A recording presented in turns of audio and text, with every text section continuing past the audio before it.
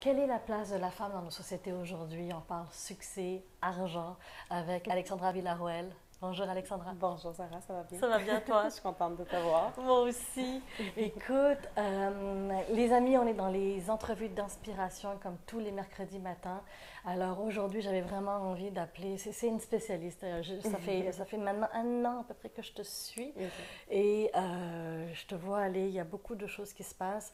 Ouais. J'avais envie que tu nous parles de cette féminité-là qu'on a en nous Mhm. et de la place en même temps parce que il y a la place qu'on a dans la société, dans le monde matériel, Ouais. mais il y a aussi ce qui se passe à l'intérieur, de ce qui a à déclencher, à faire sortir. Mhm.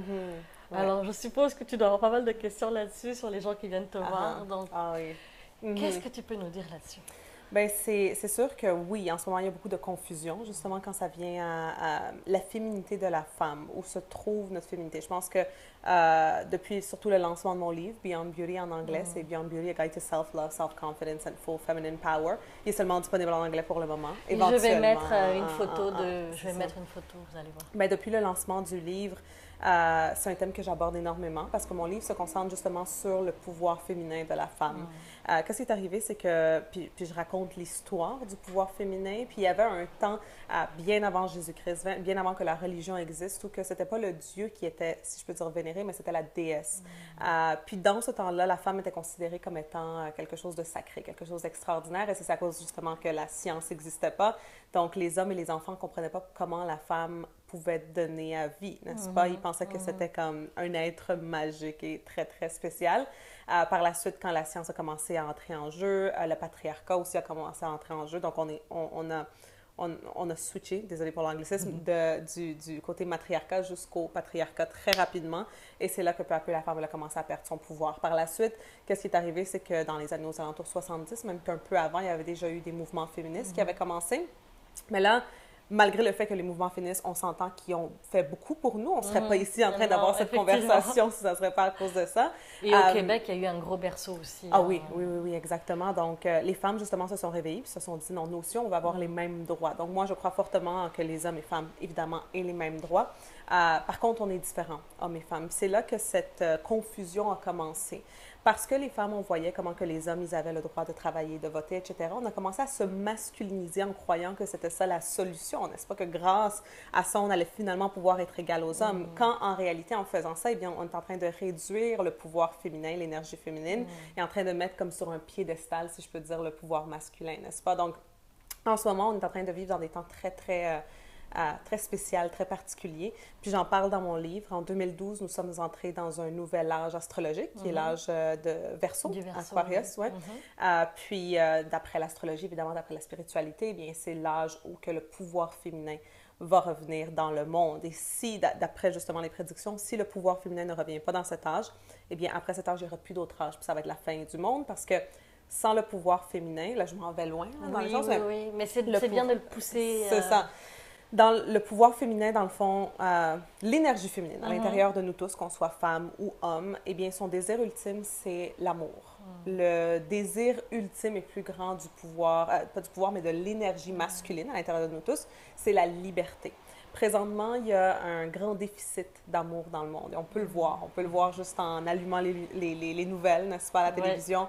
On peut voir comment il y a beaucoup de peur. On est en train de vibrer sur une fréquence de peur. Donc, si l'amour ne revient pas, eh bien, la peur va continuer à être l'énergie prédominante de ce monde et ça va faire que le monde arrive à sa fin, n'est-ce pas? Donc là, c'est très dramatique, là, ça paraît très dramatique, mais c'est vraiment ça la réalité. Est-ce qu'au final, tu peux dire que finalement, c'est d'arriver à équilibrer les deux pour pouvoir... on ne veut pas non plus tomber dans du matriarcat, on voudrait vraiment arriver à trouver l'équilibre entre les deux. On veut vraiment trouver l'équilibre entre les deux. Je pense que c'est une question de, au lieu de patriarcat et matriarcat, une question de fraternité, si on peut dire, ou même pas fraternité, parce que c'est aussi, c'est avoir cette collaboration, n'est-ce pas, entre ces deux énergies que je crois sont très importantes quand ça vient à pouvoir réussir qu'est-ce qu'on veut réussir. Moi, qu'est-ce que je trouve très drôle, c'est quand, tu sais, tantôt, avant qu'on commence l'entrevue, tu m'as dit ça, tu sais, que je suis très féminine, etc. Puis tout le monde me voit comme étant très, très féminine, n'est-ce pas? Mais les gens se rendent pas compte que j'ai vraiment beaucoup d'énergie masculine parce que je suis très bonne quand ça vient à passer à l'action. Je suis très, très, très, je peux être très dominante dans certaines situations. Je suis très, aussi dans mon masculin. Puis je pense que la raison de ma réussite, c'est que j'ai pu trouver l'équilibre entre le masculin et le féminin et savoir quand utiliser mon pouvoir féminin et quand utiliser mon pouvoir masculin, n'est-ce pas? Donc, savoir à quel moment est-ce que je dois utiliser quelle énergie. Je pense que c'est ça qui peut faire la réussite de n'importe quelle personne, vraiment. Et c'est l'écoute de soi. On Exactement. s'entend que c'est... Et justement, quels outils tu pourrais donner aux gens qui ont du mal à soit l'équilibrer ou juste de réaliser comment on sait si on est dans le masculin plus ou dans le féminin plus. Déjà, on pourrait peut-être commencer par ça. Oui, oui, oui. Très, très bonne question. Moi, ça me fait toujours rire parce que j'ai des étudiantes, n'est-ce pas, de coaching. Puis une chose que... Le moment que je sais vraiment qu'une femme est dans son féminin, qu'elle est juste dans son énergie féminine, c'est quand elle va me dire « Ah, moi, j'ai tellement de... Tu sais, je suis très créative, puis j'ai plein d'idées, mais comme quand ça vient à passer à l'action, je suis pas capable, puis je suis pas capable de m'organiser. » Donc ça veut dire que c'est quelqu'un qui est beaucoup dans son féminin. Le féminin étant la créativité, étant l'imagination, la visualisation, l'intuition, exactement. Quand quelqu'un, par exemple, me dit, puis ça, c'est très rare que des femmes vont me dire ça, mais ça arrive, c'est surtout les hommes, c'est le genre de personnes qui vont dire « Ah, moi, tu sais, je veux juste passer à l'action, moi, j'ai pas le temps de... tu sais, je vais pas écouter ma créativité ou mon intuition, non, ça existe pas, tu sais, il faut que ça soit logique, il faut que ça soit dans l'analyse, etc. » Ça, c'est très dans le masculin, n'est-ce pas? Mais comme j'ai dit, chacun de ces énergies ont leur pouvoir et sont très, très, très importantes et on en a besoin. Mais il faut savoir quand utiliser laquelle. Et qu'est-ce que je voudrais inviter tout le monde à faire, qui sont en train de visionner, ce serait de faire juste l'exercice de, exemple, demain, le moment qu'ils se réveillent, voir à quel moment est-ce qu'ils sont en train d'utiliser leur masculin, à quel moment ils sont en train d'utiliser leur féminin. Tu vas voir que si, par exemple, tu te réveilles le matin, puis là, tu es dans ton lit, puis là, tu visualises ta journée, puis là, tu imagines qu'est-ce qui va se passer. Ça veut dire que tu es en train d'utiliser ton féminin. Le moment que tu te lèves et tu commences à comme passer à l'action et faire des choses, ça, c'est le masculin. Là, par la suite, si tu commences, exemple, à regarder ton agenda et à commencer à encore une fois, comme penser ou commencer à créer quelque chose, là, tu es dans ton féminin. Et tu vas voir comment qu'au cours de la journée, même si une personne est très dans son masculin ou très dans son féminin, on utilise quand même les deux énergies. Donc, il faut juste apprendre à peut-être rester plus dans une énergie ou rester plus dans l'autre énergie quand on en a besoin. Et en fait, en faire appel quand on en a besoin, selon, comme si tu crées un nouveau programme, tu vas aller dans ton féminin pour aller peut-être chercher de l'information. Pour créer. Puis après, tu vas aller pour te lancer, passer à l'action. Tu te mets en mode je fais. Exactement, c'est ça. Puis c'est ça que les gens ont de la difficulté, c'est qu'ils se rendent pas compte qu'ils sont déjà en train d'utiliser ces deux énergies. Et là, c'est juste une question de comprendre quand est-ce qu'ils utilisent laquelle. Alors, en faisant cet exercice-là, je pense que ça va aider les gens à comprendre, OK, à ce moment-là, j'utilise celle-là. Puis là, pouvoir justement, comment que je peux dire, à rappeler ces énergies-là, les réinviter dans leur vie, le moment qu'ils disent, OK, là, j'en ai vraiment besoin, et là, commencer à passer à l'action, etc., ou à être dans la créativité et tout ça. Et justement, tu sais, passer à l'action, il y a beaucoup de gens qui vont bloquer. Et il y a aussi le fait, tu sais, la peur du succès, la peur de l'argent. J'avais envie que tu nous parles un peu de ça parce que, tu sais, on est toutes les deux, tu sais, on fait des choses, on a nos idées, on les met en place, on fonce, on voit plein de gens le faire. Ouais.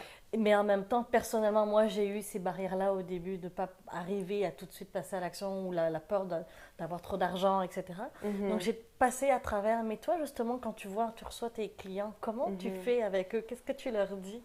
Bien, la première chose que je dis, surtout aux femmes, parce que je pense que c'est quelque chose qui arrive surtout aux femmes, n'est-ce pas? Surtout quand ça vient à l'argent, ce conflit qu'il y a entre les femmes et l'argent. La première chose que je dis, c'est d'être patiente, de comprendre vraiment que on est présentement, tu sais, ça fait moins de 100 ans qu'on ne pouvait même pas voter, tu sais. Donc, on s'attend à que du jour au lendemain, les choses changent extrêmement, que nos croyances changent extrêmement, mais la réalité, c'est que pour la majorité d'entre nous, nos grands-mères, tu sais, ils ne savaient pas c'était quoi travailler, pas tout le monde, bien sûr, parce que ça dépend de où les personnes venaient, etc., parce qu'il y avait déjà des pays, justement, où les femmes étaient libres, ça faisait quand même assez longtemps.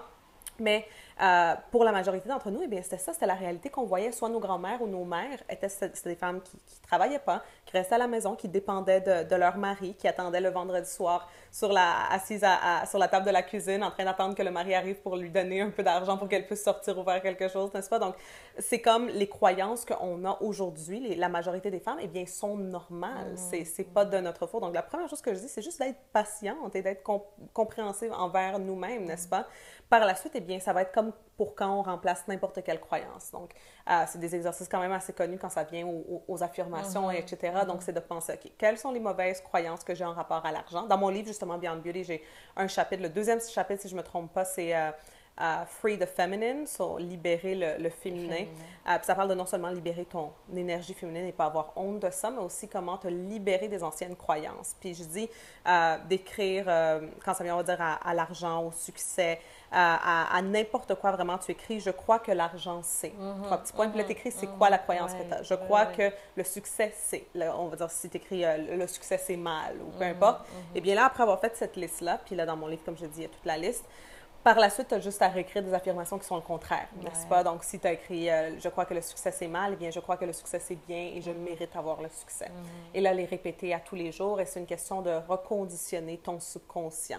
De la même façon que si tu as passé toute ton enfance en train de voir ta mère qui n'avait pas d'argent, ou peut-être même une famille où tu n'avais pas d'argent, eh bien, ça a créé des croyances négatives. Si on va dire tes parents, ils disaient constamment, l'argent, c'est juste les mauvaises personnes qui ont ça, puis c'est ça, c'est le diable, etc. Mais c'est sûr que tes croyances vont être négatives. Puis c'est ce que les journaux nous disent aussi, hein, parce qu'on parle toujours des riches, mais c'est toujours ce qui ressort du négatif. Mais il y a combien de gens qui en ont qui sont super. Exactement, mais c'est ça. C'est parce qu'on regarde... C'est ça. L'argent, c'est une ressource, n'est-ce pas? C'est une ressource qui peut faire autant le bien que le mal. Tout dépend, ça se retrouve dans les mains de qui, n'est-ce pas? Comment t'as atterri à faire tout ça? Ah, mon Dieu, ben ça fait déjà 7 ans que je fais ce que je fais. Oui, j'ai vu ça, parce que j'ai vu ton live Facebook cette semaine. Oui, ça fait déjà un petit bout de temps, je peux pas le croire, que le temps a passé si vite. J'avais commencé à l'âge de 19 ans. Quand j'avais commencé, c'était juste une période de ma vie où ça faisait 1 an, j'avais emménagé en appartement avec une amie. On n'avait pas d'argent. On travaillait très, très fort à un emploi qui nous passionnait vraiment pas. J'étais dans une relation abusive. C'est ça, quand je dis que j'avais pas d'argent, ben j'avais non seulement pas d'argent, mais j'avais 19 ans et 19 000 $ de dette. Parce que quand on avait déménagé dans l'appartement, on voulait avoir des beaux meubles. Puis à 18 ans, personne à l'école, ils ne t'enseignent pas c'est quoi un taux d'intérêt dans une carte de crédit, n'est-ce pas? Donc, moi, j'avais eu l'idée fantastique que là, j'ai 18 ans, donc je peux m'ouvrir comme 10 cartes de crédit à 1 000 $ chacune ou à 2 000 ou peu importe. Puis j'avais tout rempli, maximisé mes cartes juste pour m'acheter des meubles. Puis mon taux d'intérêt était comme à 29 %. Donc, bref, j'étais vraiment en train de me noyer dans mes dettes, dans un travail à vraiment un salaire quand même assez minime.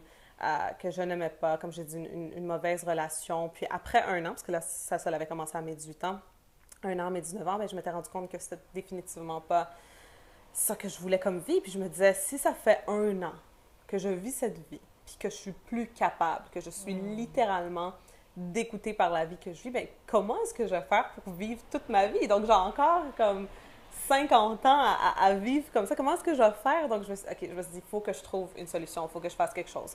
La première chose que tout le monde me disait de faire, c'était de retourner à l'école. Le problème avec ça, c'est que je ne pouvais pas arrêter de travailler à temps plein parce que là, j'avais des responsabilités. Puis aussi, j'avais pas l'argent pour aller à l'école. Et aussi, en plus de tout ça, pour topper le tout, bien, quand j'étais à l'école secondaire, j'étais très rebelle. Donc, j'avais pas eu des très, très bonnes notes. Okay. Alors, c'est comme n'importe quel endroit où j'allais appliquer des cégeps ici au Québec, pour les personnes qui ne connaissent pas, ils n'allaient pas m'accepter. Donc, c'était comme si cette option était non, fini cette option. Donc, à part cette option-là, l'autre option, c'était de démarrer une entreprise, n'est-ce pas? Si tu vas pas étudier quelque chose, bien, tu démarres une entreprise. Mais le problème, c'est que je connaissais personne qui avait déjà démarré une entreprise. J'avais aucune idée comment on démarrait une entreprise. Il n'y avait pas d'entrepreneur dans ma famille. Donc, j'ai dû juste aller chercher les ressources. J'ai une chance que l'Internet existe. J'ai beaucoup recherché sur Internet. Je passais des journées à la bibliothèque municipale pour lire et essayer de trouver comment est-ce qu'on fait ça. Et peu à peu, c'est comme ça a commencé. Une des premières choses que j'avais faites à l'âge de 19 ans, c'est que j'avais eu l'idée d'écrire un livre. Le livre a peu à peu commencé à s'écrire. Là, par la suite, à mes 20 ans, le livre s'est publié, la première version de mon livre Beyond Beauty. Puis peu à peu, les choses se sont passées comme ça. C'est sûr qu'il y a beaucoup de personnes qui connaissent justement l'histoire de comment ça s'est passé. C'est que, je sais pas si tu avais déjà vu une de mes conférences. Non. OK, ben je vais raconter, puis c'est pour les personnes. Je vais raconter et faire un résumé, sinon ça va durer comme 5 heures.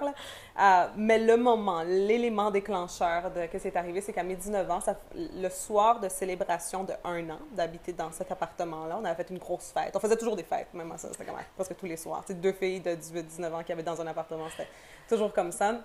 Mais c'était rendu à un point où que justement, j'étais non seulement tannée de la vie que je vivais, mais toute cette vie-là, ben c'était comme toujours les mêmes choses, avec les mêmes personnes, aux mêmes endroits.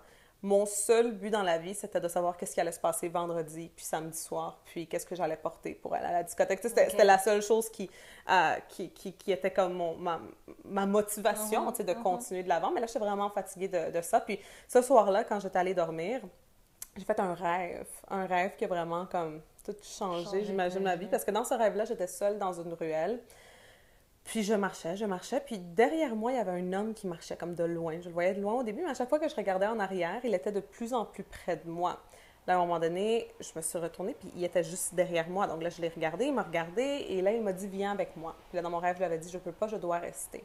Là, il m'a dit « Mais pourquoi veux-tu rester? Es-tu heureuse où tu es? » Puis là, je me souviens que je me suis réveillée. Je regardais autour de moi dans ma belle chambre avec tous mes meubles que j'étais toujours en train de payer à 29% d'intérêt. À côté de moi, j'avais le jeune homme que moi, j'étais follement en amour avec lui, mais je savais que lui, il m'aimait pas vraiment. J'entendais encore des gens dans le salon, il était peut-être 5h30 du matin, 6h, qui étaient encore en train de rire, en train de faire la fête. Puis là, je me suis demandé, est-ce que je suis heureuse où je suis? Puis là, la réponse, c'était non. J'étais vraiment pas heureuse où j'étais. Après ça, le temps passait, mais rien ne changeait. Ça faisait peut-être 2 semaines que j'avais eu ce rêve-là. Puis un matin, j'étais dans un autobus, le même autobus que je prenais tous les matins pour aller à ce travail que je détestais. Je devais me réveiller à 4 heures du matin pour prendre le premier, il fallait en prendre 3, le premier autobus à 5h23 du matin pour par la suite arriver au travail à 7 heures du matin. Puis ce matin-là, j'étais assise dans l'autobus, puis je regardais autour de moi le visage des gens, puis ils avaient l'air tous tellement juste fatigués, puis juste vraiment comme malheureux, puis juste pas contents, juste, tu sais, leurs yeux brillaient vraiment pas, tu sais. Puis je me souviens qu'à ce moment-là, je commençais à me sentir mal pour eux. Puis je commençais à me dire, oh, ça doit être tellement triste d'être eux, puis de vivre la vie qu'ils vivent, etc. Puis là, je me suis dit, mais attends une minute, moi aussi, je suis ici. Tu sais, je sens mal pour eux, mais moi aussi, je suis ici. Donc, tu les observais à travers. C'est ça, exactement, j'étais eux, tu sais, en réalité. Et puis là, à ce moment-là, pendant quelques instants, j'ai commencé à me dire, OK, ben c'est peut-être ça la vie. Peut-être que quand on est enfant, ben, on a des rêves, des buts, des choses qu'on veut faire. Puis qu'un jour, du jour au lendemain, on devient un adulte, puis que ben, la vie, c'est que tu as des responsabilités, puis tu vas pas nécessairement faire un travail que tu aimes, mais c'est comme ça. C'est comme ça qu'on nous apprend. Hein? C'est ça, exactement. Va travailler de bonnes notes, va trouver ton Attends pour travail, la fin de semaine. Va te marier, fais tes enfants et ta maison. C'est vraiment ça, comme déjà la société, écrit, c'est ça. Puis je m'étais dit, ben c'est ça, je viens de vraiment comprendre que ça va être ça ma vie. Puis là, je sais pas pourquoi, mais à ce moment-là, je me suis souvenue de quelque chose qui m'est arrivé quand j'étais toute petite. On entend, je sais pas si vous entendez, les ambiances, c'est pas grave. Ça, on est à Montréal, c'est correct. Ben, je pense dans n'importe quelle ville dans le monde, on aurait ce problème-là, de toute façon. Ça, exactement. Ça fait bien avec... Ça aurait été bien, ça aurait tombé un moment où, comme, tu sais, silence, ou un moment que, comme je raconte un point de l'histoire ou quelque chose, ça commence à se faire. Ouais, c'est ça.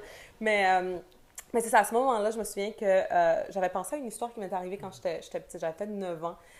Moi, j'étais enfant unique, donc j'avais pas de frères et de sœurs. Puis une chose que j'aimais faire, c'était aller à travers les choses de ma grand-mère, de mon grand-père et de ma mère, parce qu'on habitait tous ensemble dans une maison. Puis je jouais à la détective. J'allais dans leur tiroir, dans leur garde. Eux, ils haïssaient ça, tu sais, que je fasse ça. Puis un jour, j'avais trouvé dans les choses à ma mère la carte d'affaires de mon père. Puis ça faisait depuis comme l'âge de 4 ans que j'avais pas vu mon père. Je reconnaissais son nom. Puis je me souviens que j'avais gardé la carte d'affaires parce que c'était comme le seul souvenir que j'avais de lui. Je ne sais plus si c'est des mois ou même des années après que ma mère avait trouvé la carte d'affaires dans mes choses, donc on en avait parlé. Puis là, je me souviens que je lui avais demandé c'était quoi le numéro de téléphone, puis le nom que je voyais derrière la carte d'affaires, il y avait comme quelque chose d'écrit à la main. Puis là, je me souviens qu'elle m'avait dit que c'était quand ma mère elle avait dit à mon père qu'elle était enceinte de moi. Lui, il avait dit, je veux pas avoir d'enfant. Voici le numéro de téléphone d'une clinique. Voici le nom de la clinique. Appelle, puis va te faire avorter. Il va prendre un rendez-vous. Puis là, je me souviens que ce qui était vraiment incroyable avec cette histoire, c'est que le moment que ma mère est arrivée, le moment que ma mère était tombée enceinte, elle venait d'arriver, ça faisait pas trop longtemps au Canada. Okay. Elle connaissait personne, elle était jeune, elle parlait ni le français ni l'anglais. Elle travaillait comme femme d'affaires, femme de chambre dans un hôtel en nettoyant des chambres. Donc, elle était vraiment seule, puis elle s'était dit, bon, ben, peut-être que la solution, c'est ça. Donc, elle avait pris le rendez-vous. Mais qu'est-ce qui est vraiment incroyable avec l'histoire, c'est que en même temps, quand tout ça est en train d'arriver, les papiers d'immigration de ma grand-mère pour qu'elle vienne habiter au Canada se sont fait approuver. Ma grand-mère est arrivée juste à temps, avant le fameux rendez-vous. Elle a appris que ma mère est enceinte, puis elle a dit « Fais-toi pas avorter, elle va avorter. Si tu te fais avorter, moi je m'en vais, puis tu me verras plus jamais. » Puis elle a dit « Garde l'enfant, puis on va prendre soin de l'enfant ensemble. » Puis là, je sais, Merci, grand-maman! Merci. Puis je me souviens que quand j'avais pensé, ben merci, quand j'avais pensé à ça ce matin-là dans l'autobus, puis je sais pas pourquoi j'ai pensé à ça. J'ai dit que j'ai l'air aux yeux. Certainement quelque chose qui vient de nuire, quelque chose qui te parle. Ben, quand je fais... Normalement, je raconte mon histoire quand je fais des conférences. Il y a beaucoup de personnes après qui viennent. C'est quelque chose qui touche beaucoup de personnes, n'est-ce pas? Puis comme je le dis dans la conférence, ce matin-là, quand j'étais dans l'autobus, je me suis dit... C'est impossible que je sois venue dans ce monde pour rien faire, n'est-ce pas? Donc, toutes les étoiles de l'univers se sont alignées en ma faveur pour que ça arrive. Tu sais, comme c'était quoi les chances? C'était quoi? Tu sais, elle aurait pu arriver 2 semaines après ça. Tu sais, comme c'est arrivé parfaitement. Puis là, je dis à tout le monde, justement, dans le public, je leur dis, peu importe comment on est arrivé dans le monde, on est tous arrivés de façon différente. Tu sais, il y en a qui sont arrivés, que leurs parents, ça faisait des années qu'ils essayaient de les avoir. Il y en a d'autres qui ont eu des petites surprises, comme moi, tu sais. Mais peu importe comment on est arrivé dans le monde, eh bien, il doit y avoir une raison, tu sais, pour qu'ils disent qu'il y a, je sais pas combien de billions de spermatozoïdes qui gagnent la course, n'est-ce pas? Donc, il y en a un qui gagne la course. Donc, imagine, il doit y avoir vraiment une raison. Alors, ce matin-là, je me souviens que il y a comme un genre de feu sacré qui s'allumait à l'intérieur de moi. J'ai sonné la petite cloche dans l'autobus dans le temps que c'était des cloches. Maintenant, c'est, je pense, des boutons. Je suis débarquée au prochain arrêt. Là, j'ai traversé la rue pour aller attendre l'autobus dans le sens contraire pour retourner chez moi. Je suis retournée chez moi. J'ai appelé le travail cette journée-là pour leur dire que j'étais malade et que je ne pouvais pas rentrer. Le lendemain, j'ai fait la même chose parce que j'étais non seulement comme... Je me sentais pas bien, mais aussi physiquement. Je me souviens que j'étais fatiguée à un point que je pouvais dormir 19 heures par jour, puis j'allais quand même être fatiguée. Tu étais déjà en transition, là. C'est ça, exactement. C'est les symptômes d'une transition. Oui, c'est vrai. Mais c'est les symptômes aussi d'une dépression. Parce que le lendemain, là, ça faisait 3 jours, donc mon travail voulait que j'emmène une note du docteur. Alors là, j'étais allée au docteur, puis là, ils m'ont diagnostiqué avec une dépression à mes 19 ans.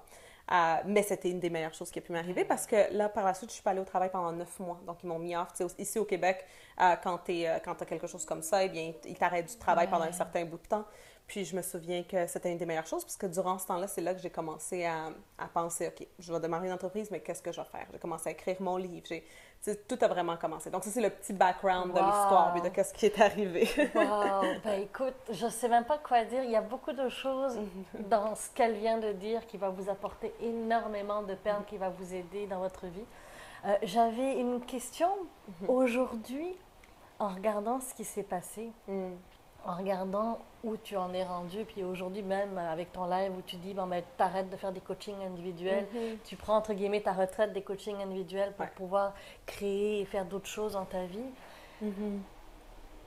De où tu es parti, puis où tu es rendu, est-ce que tu arrives à voir et à apprécier ce chemin-là? Ah oui, ah oui, absolument. C'est, tu sais, très souvent, une question qu'on me demande, c'est est-ce que tu aurais pensé que ça serait tout arrivé? Puis, je peux pas mentir, la réponse, c'est oui. Je savais que tout ça allait arriver. Je le savais, mais en même temps, j'avais peur que ça arrive pas. Tu sais, je me souviens, à l'âge de 19 ans, quand j'ai commencé à tout changer et vraiment commencé à avoir une idée pour ma vie, qu'est-ce que je voulais. Là, par la suite, quand j'ai écrit le livre, et surtout à mes 20 ans, j'avais la vision. Je vais toujours me souvenir que le 1er janvier 2011, là, j'avais déjà lancé mon livre en octobre de 2010. Puis le 1er janvier 2011, j'avais une grosse peine d'amour. Donc, tu sais, quand on passe à une autre étape de notre vie, on laisse aller de certaines choses, n'est-ce pas? Il y a des choses qu'on laisse aller. Puis là, j'avais eu comme mon cœur vraiment brisé, mais c'était une décision que moi, j'avais prise de laisser aller d'une relation que je savais à l'époque coïncider avec la vie que j'ai aujourd'hui. Puis le 1er janvier, donc après le Nouvel An, le soir, on avait fêté avec ma famille. Puis vers comme 6 heures du matin, j'étais allée seule à Toronto. J'avais pris le train pour aller seule à Toronto. J'avais pleuré tout le long du train en écrivant dans mon journal intime. J'ai encore en plus mes journaux intimes. Puis où j'avais écrit cette journée-là. Puis je me souviens que ce soir-là, quand j'étais à l'hôtel, tu sais, je voulais juste comme me prendre une journée à moi, puis juste juste être seule. Puis je me suis au Sheraton de Toronto. Je pense que j'avais j'avais utilisé le dernier comme 200$ qui restait dans ma dernière carte de crédit pour ça, tu sais. Puis je me souviens que j'étais au 44e étage dans cet hôtel. Puis 44e, je me souviens plus c'était mais je sais que c'était très haut parce que anecdote, ce soir-là, vers 4 heures du matin, il y avait une alarme de feu dans l'hôtel, puis j'avais dû descendre tous les escaliers de je sais pas combien, je pense une vingtaine ou quarantaine d'étages, puis j'avais descendu avec ma robe de chambre, tu sais, tout le monde avait leur manteau, puis moi, j'avais juste pensé, tu sais, quand c'est une alarme de feu, il faut que tu sortes, non? Ben oui. Moi, j'avais mis, puis mes sandales, mes gougounes de... C'est En tout sorti cas, comme juste ça. anecdote vraiment drôle, que je sais pas pourquoi ça s'est arrivé, ça fait pas partie de l'histoire, mais l'histoire avant ça, que j'étais dans l'hôtel ce soir-là vers 11 heures du soir. Je me souviens que je regardais par la fenêtre dehors dans la ville de Toronto, puis c'est beau, il y a toutes les lumières, c'est comme un peu comme New York. Puis je m'étais fait une promesse à moi-même que j'allais réussir, peu importe ce que ça allait prendre, que c'était comme une promesse que je m'étais faite à moi-même, puis j'ai senti quelque chose, on peut l'appeler Dieu, on peut l'appeler peu importe, qui m'a dit ça va se passer, comme t'en fais pas, ça va vraiment arriver. Juste sois patiente. T'sais. Puis j'avais une exacte vision de la vie que je veux aujourd'hui. Puis je savais, puis dans mon journal, c'est ça qui était le plus incroyable, j'avais emmené mon journal avec moi, puis ce soir-là, j'avais écrit. Puis 2 semaines après, à tous les soirs, je faisais des rêves que j'étais à Toronto encore. Tu sais, là, j'étais revenue à Montréal, puis je faisais un rêve à tous les soirs que j'étais à Toronto, puis que je sentais à l'intérieur de moi comme « Oh my God, I made it », comme j'ai vraiment réussi, comme c'est vraiment arrivé, tout ce que j'avais dit. C'était un rêve tellement comme réel que je faisais à tous les soirs, littéralement. Puis le 21 janvier 2011, j'avais écrit dans mon journal « I have the same dream every night », comme j'ai le même rêve à tous les soirs. Puis, juste encore une anecdote, en novembre de 2016, l'année dernière, ma chaîne YouTube a été choisie comme une des 15 meilleures chaînes YouTube de Canada. Puis moi et 14 autres YouTubeurs, ils nous ont envoyés à Toronto, tout payé dans un hôtel pour passer une semaine à YouTube Space qu'ils viennent de créer à Toronto pour nous donner les meilleures techniques de faire grandir notre chaîne, etc. Puis j'avais emmené mon journal intime, puis je sais pas pourquoi je regardais dans les pages, tu sais, je me disais la dernière fois que je suis venue à Toronto, puis j'ai vu ça. Puis j'étais comme, oh my God, parce que c'était vraiment ça que je sentais. Tu sais, j'étais dans un super bel hôtel avec encore une fois la belle vue. Là, c'était à peu près 6 ans plus tard. Là, j'étais ici parce que ma chaîne YouTube était rendue à plus que 50 000 abonnés, une des meilleures chaînes YouTube à Canada. Puis j'étais comme, c'est arrivé, c'était un rêve que je faisais à tous les soirs. Donc, tout ce que j'avais comme vision, c'est pas une surprise, non, tout ce que je vis aujourd'hui. Je le savais. Tu l'as créé quelque part. C'est ça, je l'ai créé, mais en même temps, tu sais, dans ce temps-là, en 2011, quand je sentais que Dieu m'avait parlé, tu sais, je me disais, est-ce que je suis folle? C'est toujours ça. c'est soit que ça va vraiment arriver, ou soit que je suis comme en train un peu de perdre la tête. Il y a quelque chose, il y a un des deux, soit que ça va marcher, soit que je suis un peu folle. Puis tu sais, tout le monde dans mes alentours pensait que j'étais folle aussi, comme ma famille me faisait des interventions toutes les 2 semaines, me dire va à l'école, fais ci, fais ça, tu vas trouver un travail stable. Mes amis riaient de moi constamment. Tu sais. Donc c'est juste une question de vraiment persévérer puis d'avoir cru. Puis oui, c'est comme la question justement que tu m'avais posée, bien je suis définitivement contente et je vois le chemin qui a été parcouru, qui n'a vraiment pas été facile. Mais j'avais cette croyance que ça va se passer, comme ça va se passer. Et qu'est-ce qu'on peut te souhaiter pour la suite? Ben, qu'est-ce qu'on peut... Moi, je dirais que ce que je souhaite, non pour moi, mais pour le monde, c'est de changer encore plus de vie. Tu sais, je l'ai dit quand j'ai fait le live, j'ai dit, j'arrêterai jamais de faire ce que je fais. Il y a eu trop de vies qui ont changé au cours des... Tu sais, les messages que je reçois qui sont incroyables, juste à cause de mes vidéos sur YouTube, les gens, mes étudiants qui ont suivi mes programmes et mes cours, qui disent à quel point que leur vie ont changé, que j'ai sauvé leur vie. Tu sais, ça serait horrible pour moi et égoïste pour moi d'arrêter. C'est même un point où que j'aurais plus besoin complètement de rien faire et que je pourrais être dans un ranch au milieu comme de la nature avec des animaux puis juste rester là toute la journée à regarder le soleil. Je ferais quand même qu'est-ce que je fais parce que c'est pas un travail pour moi, c'est un travail pour le monde. Alors moi, je pense que c'est juste de continuer à aider le plus de gens possible à travers le monde. Puis c'est pour ça aussi que je le fais dans les 3 langues, en anglais, français, espagnol, pour pouvoir essayer de toucher le plus de personnes possible et surtout les gens qui en ont besoin, n'est-ce pas? Ben, merci. Ben, merci à toi. Infiniment d'avoir été là. Les amis, comme d'habitude, je vous demande de partager parce que c'est comme ça qu'on touche des milliers de personnes. Partagez, likez, commentez, on aime ça. Alors je vous dis à la semaine prochaine. Merci. Bye. Nous avons parlé de la femme, nous avons parlé d'entrepreneuriat avec Alexandra Villarroel. Je t'invite la semaine prochaine à rencontrer Alain Williamson, président directeur général des éditions Le Dauphin Blanc. pour parler d'écriture, comment écrire un livre, comment approcher les maisons d'édition. Merci d'avoir regardé la vidéo. Pour compléter le tout, tu es libre de recevoir gratuitement mon e-book Trouve le travail de tes rêves en 3 étapes pour enfin vivre la vie que tu mérites. Pour le recevoir, c'est simple. Clique sur la petite vignette qui apparaît ici. Va voir aussi la vidéo qui t'est proposée et pense à t'abonner à la chaîne pour être au courant des nouvelles vidéos. Je te dis à tout bientôt et en attendant, observe, passe à l'action et crée ta vie. De cœur à cœur, namasté.